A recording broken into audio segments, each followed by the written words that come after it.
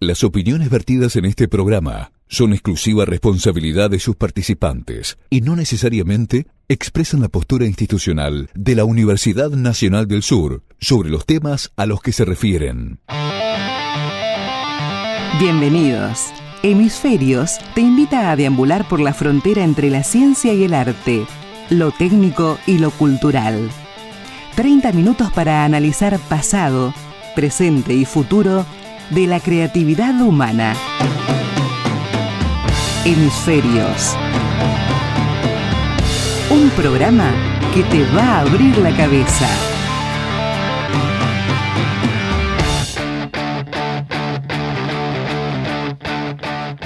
Ajedrez. En su grave rincón los jugadores rigen las lentas piezas. El tablero los demora hasta el alba en su severo ámbito en que se odian dos colores. Adentro irradian mágicos rigores las formas, torre homérica, ligero, caballo, armada reina, rey postrero, oblicuo alfil y peones agresores.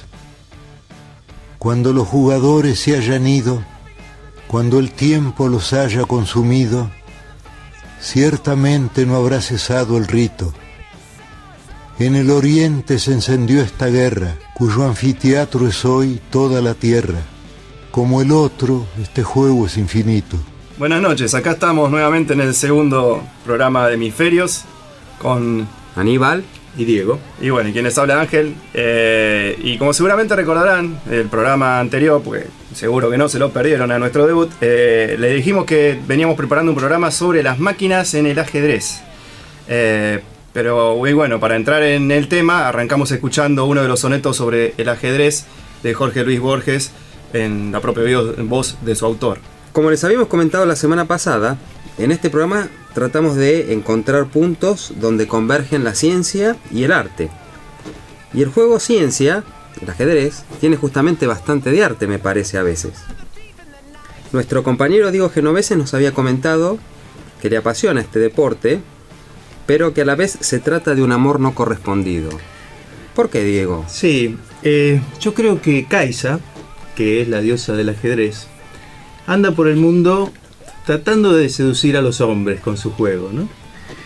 Y a la mayoría les resulta indiferente, vamos a reconocer, pero a unos pocos, muy pocos, logra enamorarnos perdidamente y para siempre, como en general para siempre, como es mi caso, ¿no? Y sí, dije que era un amor no correspondido porque, bueno, yo le he dedicado más de 30 años de mi vida al estudio y a la práctica del ajedrez y bueno, sin embargo eso no se ha traducido en resultados. La verdad es que el ajedrez me ha devuelto más fracasos que éxitos, más frustraciones que satisfacciones, pero a pesar de todo yo creo que el mío es uno de esos casos incurables, ¿no? Bueno, igual una relación de 30 años es producente. Es estable. De todas maneras, a pesar del modesto panorama que nos comentó Diego, él tiene en su haber alguna que otra medallita olímpica. Es un jugador de primera categoría en el Círculo de Ajedrez de Bahía Blanca y de la Federación de Ajedrez del Sur Bonaerense, con un elo de 1783. ¿Un qué? Sí, el elo es una medida de la fuerza de un jugador de ajedrez. Para que te des una idea, por ejemplo, un jugador amateur tiene un elo inferior a 1400, un jugador de club, que se le dice como puedo ser yo, anda en un elo entre 1600 y 2000, es bastante variable. Un maestro de ajedrez anda entre 2200 y 2300 puntos de elo. Un gran maestro tiene más de 2500 de elo. El campeón del mundo actual, el noruego Magnus Carlsen, tiene más de 2800 puntos de elo. Y los mejores programas de ajedrez del momento, de lo que vamos a hablar en la segunda parte del programa, tienen un elo de más de 3400 puntos. Y quiero aprovechar para mandar un saludo a los amigos del Círculo de Ajedrez de Bahía Blanca e invitar a la audiencia interesada a que se acerque al Círculo, que está ubicado en Thompson 486, donde casi todos los fines de semana se juegan torneos y durante los días de semana se dictan talleres y se realizan actividades no solo de ajedrez, sino también de otras disciplinas. Y para más información pueden visitar su página de Facebook, repito, Círculo de Ajedrez Bahía Blanca. Muy buena información. Hoy nos vas a hablar de las máquinas en el ajedrez, algo que un ignorante como yo, que puede llegar a pensar que es, qué sé yo, del siglo pasado, del siglo XX o más nuevo, no sé. Bueno, aunque parezca mentira, la historia de las máquinas que juegan ajedrez comenzó en el siglo XVIII, cuando hizo su aparición un autómata llamado el turco. El turco. Así es, sí, después te cuento por qué. El turco era una especie de autómata que supuestamente podía jugar al ajedrez por sí mismo. Este artefacto fue inventado por el húngaro Wolfgang von Kempelen y luego fue apropiado y mejorado por el ingeniero austríaco Johann Melzel, y consistía en una especie de gran caja o escritorio sobre la cual se ubicaba el tablero de ajedrez, y detrás de este escritorio había un autómata, literalmente un robot vestido de turco, que respondía a las jugadas de cualquier oponente humano y aparentemente estaba impulsado por un complejo mecanismo de relojería que se podía observar en el frente del escritorio. ¿Y por qué tenía apariencia de turco el robot?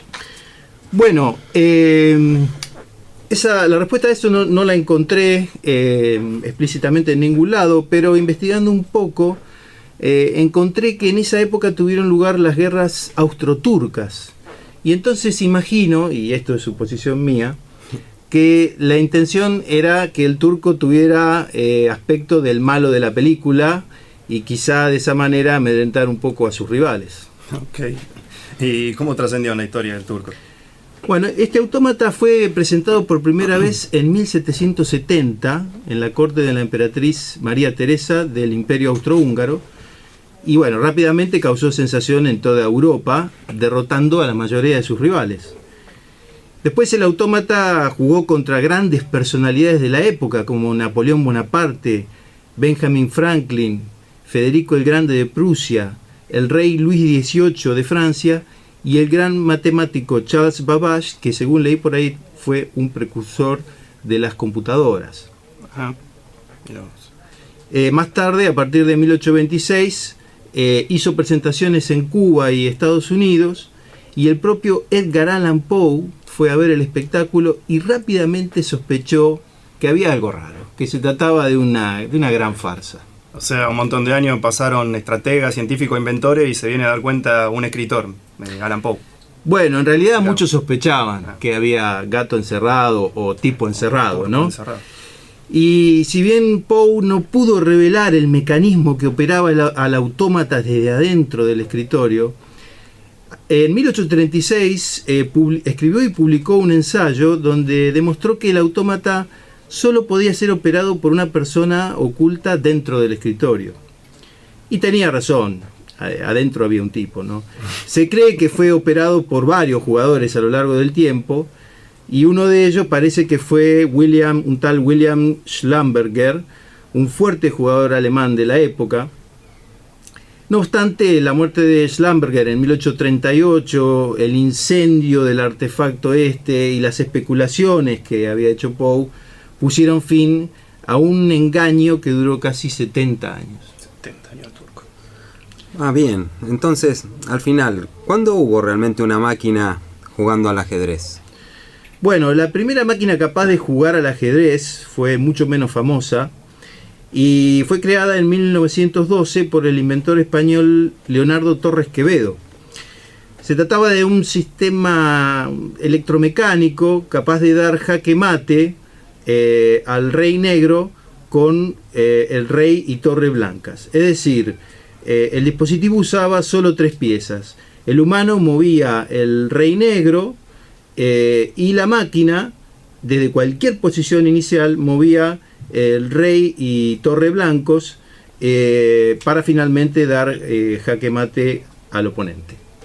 Qué interesante. Por lo que tengo entendido, Leonardo Torres Quevedo fue un genio casi desconocido, que inventó, entre otras cosas, los transbordadores suspendidos por cables que se usan hasta hoy en día para sobrevolar las cataratas del Niágara entre Canadá y Estados Unidos, por ejemplo.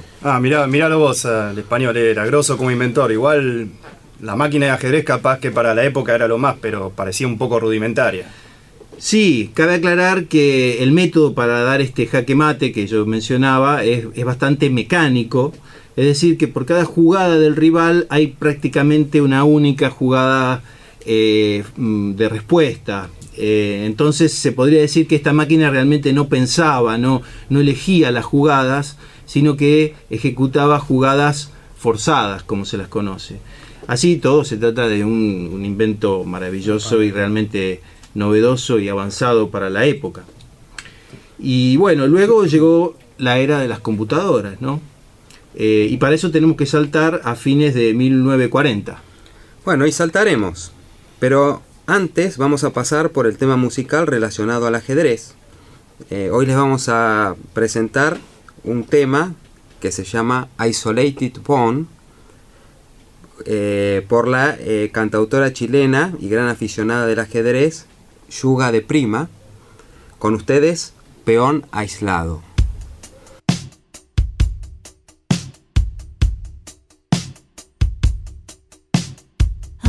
Isolated pawn, I survived some filthy battles.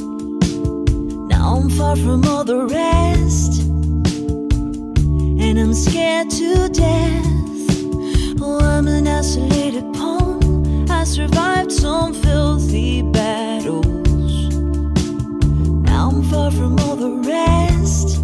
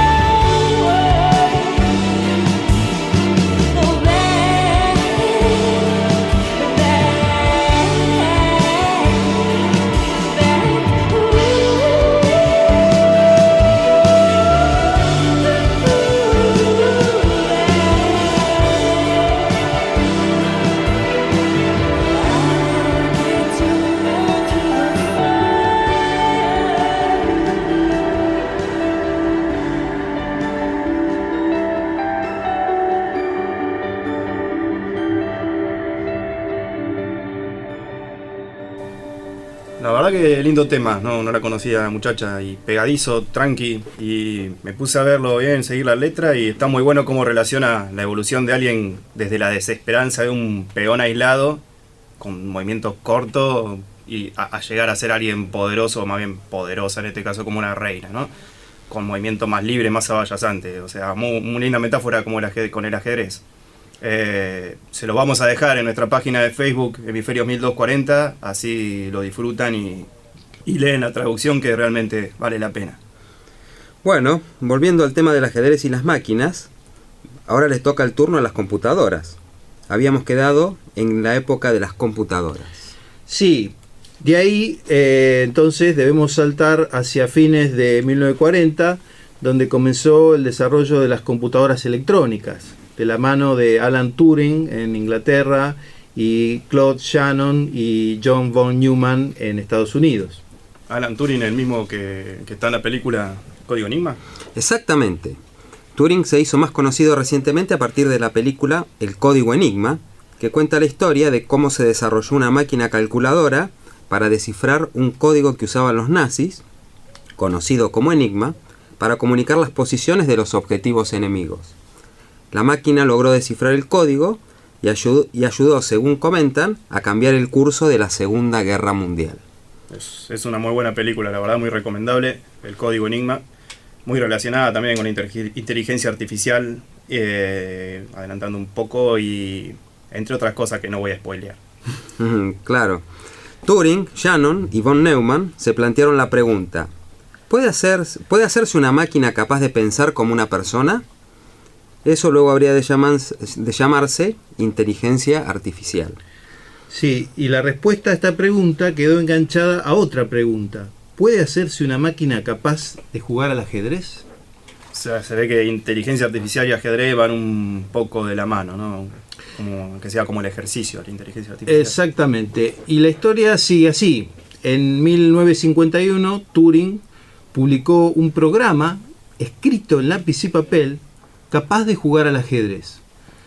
Cabe aclarar que un año antes Shannon había publicado un paper sobre las posibilidades de que una computadora juegue al ajedrez. Luego, en 1952, un año después, un colega de Turing, Dietrich Prinz, escribió el primer programa que podía resolver un problema de mate en dos. Es decir, una computadora que podía dar jaque mate en dos jugadas. Para 1957, Alex Bernstein por un lado y un grupo de programadores rusos por otro, desarrollaron los primeros programas capaces de jugar un juego completo de ajedrez de principio a fin. Y bueno, es cierto que la fuerza de juego de estos primeros programas era muy baja. En los años 60 apenas podían derrotar a jugadores amateurs. Pero con la mejora del hardware y del software en los años subsiguientes, los programas de ajedrez se hicieron cada vez más fuertes. Ya en 1978, una computadora derrotó por primera vez en una partida a un maestro de ajedrez, y 10 años después, otra computadora logró derrotar a un gran maestro. Y luego viene la famosa historia de Kasparov versus Deep Blue, ¿no? Sí, casi. Pero antes, la empresa IBM compró Deep Thought y creó un grupo de programación de ajedrez con el único objetivo de derrotar al campeón mundial de ajedrez de esa época, Garry Kasparov. En un primer match, en 1989, Kasparov derrotó cómodamente a Deep Thought. ¿Y por qué esto? ¿Qué diferencia había entre la famosa Deep Blue con esta Deep Thought que mencionas? Bueno, esta máquina Deep Thought fue mejorada tanto en software como en hardware, y tras esas modificaciones podía evaluar 200 millones de posiciones de ajedrez por segundo, y fue renombrada Deep Blue. Entonces, en 1997 tuvo lugar el match de revancha y Deep Blue derrotó a Kasparov 4-2. Y para muchos fue considerada la derrota del hombre frente a la máquina. Para 2004 ya era claro que los mejores programas de ajedrez para computadoras domésticas podían derrotar a los jugadores más fuertes del mundo. Hoy en día existen aplicaciones de ajedrez para celular que podrían derrotar fácilmente al campeón del mundo. Increíble. Sí, y hay un último capítulo en esta historia. A fines de 2017, la empresa DeepMind, cuyo objetivo, según sus propios creadores, es construir sistemas de inteligencia artificial que puedan solucionar algunos de los problemas más complejos del mundo, presentó un programa llamado AlphaZero. Este programa fue capaz de derrotar a los mejores programas de ajedrez y de otros juegos de información perfecta como son el Shogi y el Go. ¿Qué es un juego de información perfecta? Estos juegos son juegos de 2 jugadores, tengo entendido, donde cada uno hace una jugada por turno y cada jugador conoce toda la información del juego. Por ejemplo, en el ajedrez, la posición de todas las piezas, en todo momento. También se los llama juegos clásicos. No hay azar o incertidumbre, como lo hay, por ejemplo, en la mayoría de los juegos de cartas. Aparentemente sería bastante más fácil desarrollar inteligencias artificiales que jueguen al ajedrez que al póker o al truco, aunque la verdad que ya no estoy tan seguro de eso. Ajá. A diferencia de los programas de ajedrez existentes hasta el momento, que son inteligencias artificiales que utilizan enormes bases de datos y miles de reglas y heurísticos creados por los humanos, a AlphaZero solo se le dieron las reglas del juego y se lo puso a jugar contra sí mismo miles de partidas. Entonces, recurriendo a una red neuronal profunda y a un algoritmo de aprendizaje por refuerzo, AlphaZero fue capaz de aprender el juego de manera autónoma y alcanzar un nivel de juego muy superior al de los programas existentes, a pesar de contar con menor capacidad de cómputo que estos. O sea, aprende de su propia experiencia una vez que le das las reglas. Pero ¿cuánto tiempo tuvo que aprender de su propia experiencia? O sea, ¿cuánto tiempo tuvo que jugar consigo mismo AlphaZero? Unas pocas horas. Por lo que he visto, necesitó unas 9 horas jugando contra sí mismo. 9 horas nada más. 9 horas. Claro. Sí, y cuando se lo enfrentó a AlphaZero contra el mejor programa de ajedrez del momento, que se llama Stockfish, en un duelo a 100 partidas, AlphaZero obtuvo 28 victorias, 72 empates y ninguna derrota, lo que en ajedrez se considera una paliza, ¿no? Y paradójicamente, Stockfish puede analizar 70 millones de posiciones por segundo contra solo 80.000 de AlphaZero, 900 veces menos. La diferencia es que AlphaZero utiliza su red neuronal profunda, como dijimos, para enfocarse mucho más selectivamente en las variantes más prometedoras. Cabe agregar para finalizar que AlphaZero tiene un estilo de juego innovador, totalmente distinto al de cualquier programa de ajedrez tradicional, ya que al ser autodidacta no está limitado por el conocimiento convencional, ¿no? Bueno, y después del comentario de Diego, en YouTube encontramos una entrevista con al doctor Juanjo del Cos, un profesor del área de Ciencias de la Computación e Inteligencia Artificial de la Universidad de Oviedo, en la que habla de lo que es la inteligencia artificial, que es un tema fundamental para intentar entender programas como AlphaZero, del cual seguramente hablaremos con más detalle en futuras emisiones de Hemisferios. Sí, el tema de la inteligencia artificial sin duda va a ser un programa completo de Hemisferios en el futuro. La entrevista completa dura como 1 hora y media y la audiencia va a tener acceso a ella a través de nuestra página de Facebook. Nosotros extrajimos un breve fragmento que explica bastante bien de qué se trata AlphaZero y cómo es que trabaja. Vamos con el audio. Bueno, pues entonces, ahora que tenemos claro ya lo que es una inteligencia artificial, vamos a hablar un poco más entonces de esta en concreto, ¿no? De este AlphaZero, de esa red neuronal. ¿En qué se diferencia de otros programas de ordenador que no sean una inteligencia artificial? ¿Programas de ordenador de ajedrez te refieres? Sí. Vamos a ver, creo que todos, no soy un experto tampoco en los programas porque yo no juego al ajedrez, sé jugar al ajedrez pero no hace mucho que no juego. Pero creo que todos los que juegan a gran nivel son inteligencias artificiales, hechas con diferentes técnicas. O sea, que la diferencia básica a lo mejor es en las técnicas que utilizan.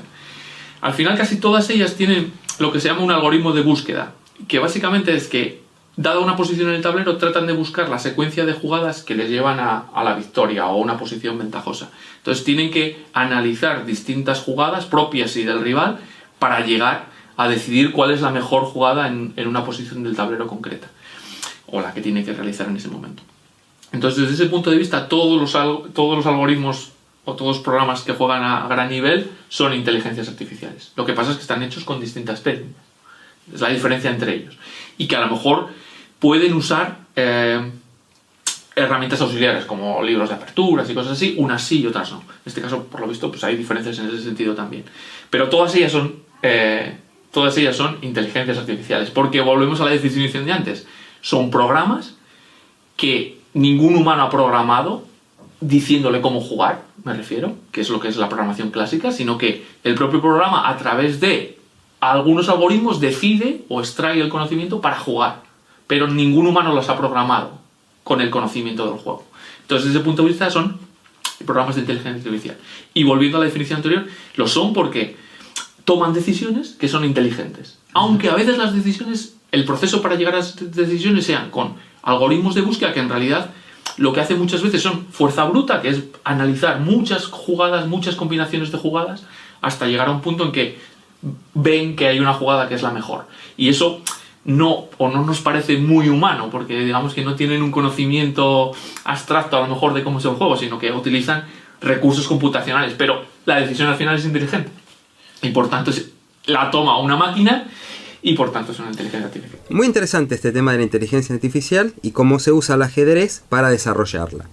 Muchas gracias por traer el tema al lugar, Diego Genovese. ¿Qué les parece si para terminar escuchamos un segundo soneto de Jorge Luis Borges sobre el ajedrez? Me parece un lujo. Eso sí, antes muchas gracias Diego también y nos despedimos ya que estamos casi en la hora de cierre. Bueno, hasta el próximo programa. Yo espero realmente que les haya gustado el programa y aprovecho para mandarle un saludo a Kaisa, a ver si se acuerda un poco más de mí. A ver si te da un poco más de bolilla. ¿Está en Tinder? Ok, gracias por el espacio de Radio Universidad y hasta el próximo programa, gente. Nos estamos escuchando. Los dejamos con Borges. Reina, torre directa y peón ladino, sobre lo negro y blanco del camino, buscan y libran su batalla armada. No saben que la mano señalada del jugador gobierna su destino. No saben que un rigor adamantino sujeta su albedrío y su jornada. También el jugador es prisionero, las sentencias de Omar, de otro tablero, de negras noches y de blancos días. Dios mueve al jugador y éste la pieza. ¿Qué Dios, detrás de Dios, la trama empieza? De polvo y tiempo y sueño y agonía. Te esperamos en una semana para seguir compartiendo ideas que nos acercan al futuro. Esto fue Hemisferios por AM 1240, Radio Universidad.